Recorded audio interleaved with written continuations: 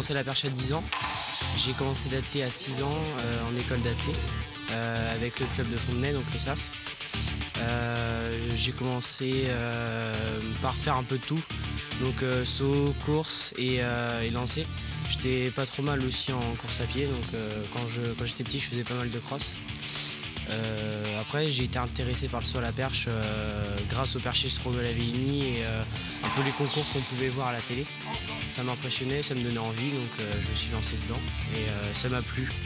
Et aujourd'hui je suis à ma 6e année. Ce qui est le mieux je pense c'est la montée dans la perche avec la barre quand on redescend. Donc regarder la barre, fixer la barre et c'est les sensations qui me plaisent le plus, quoi.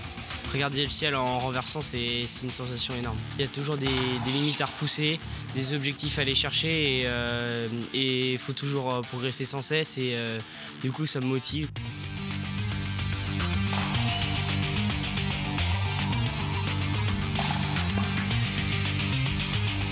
Je commence à 10 ans par 1,60 m je crois. Donc c'est avec des petites perches, hein, donc c'est pas du tout les mêmes choses. C'est pas du tout les mêmes sensations, mais ouais, c'était accrocheur quand même, ça tentait à aller plus haut.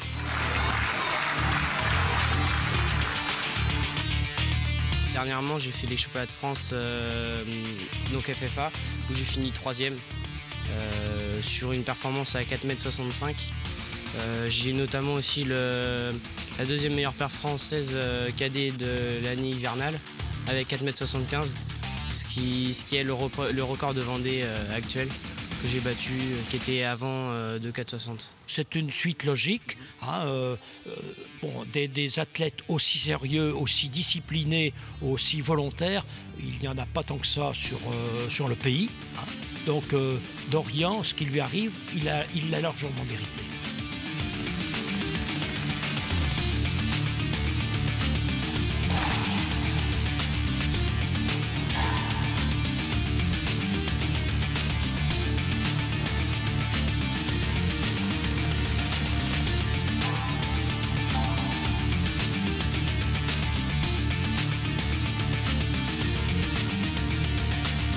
Je pense que ça peut être la technique, l'agilité.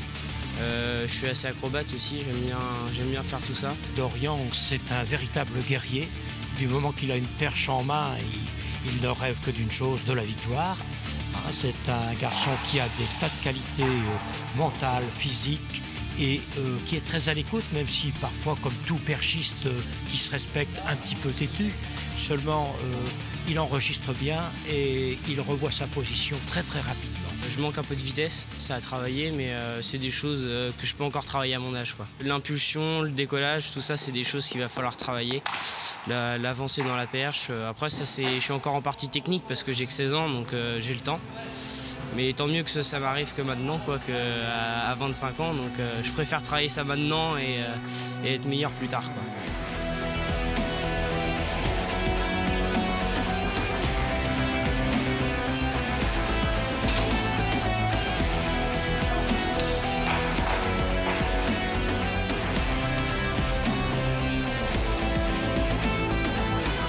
Il manque encore de vitesse, donc là il faut le travailler assez rapidement maintenant.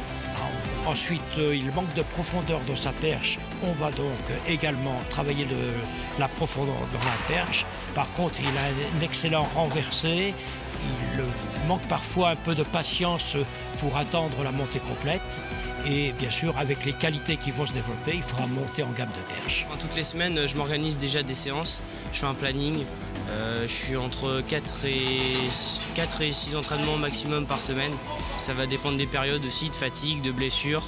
Je ressors aussi d'une périostite, d'une petite périostite, donc je me suis reposé 1 ou 2 semaines maximum. Je me repose pas beaucoup, j'aime pas trop ça, donc mais non, en ce moment, ouais, c'est 4 ou 6 entraînements.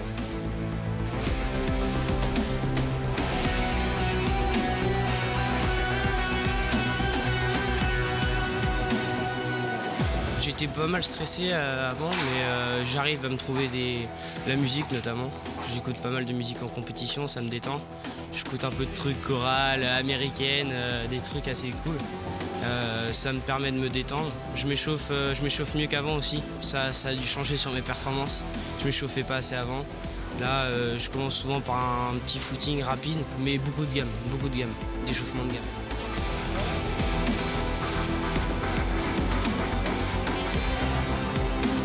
on est perchiste et on vit perche, quoi.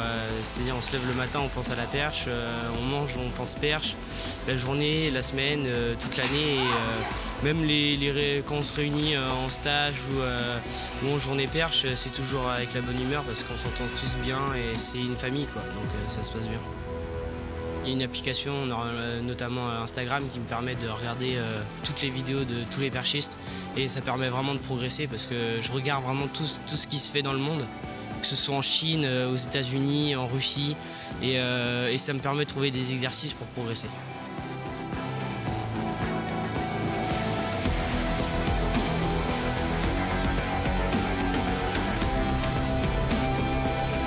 Championnat de France estival où il va falloir faire mieux, je pense, que troisième. Un athlète n'a pas de limite. Maintenant, il faut être prudent et monter une marche à la fois. Là, il a déjà monté une marche et demie entre la période hivernale et maintenant. Donc, on va essayer de rester raisonnable, monter une marche. Alors, monter une marche, ça veut dire au moins une marche du podium, si possible, mais la perche, c'est très aléatoire et on peut faire premier comme on peut faire dernier, on peut faire un record comme on peut faire zéro.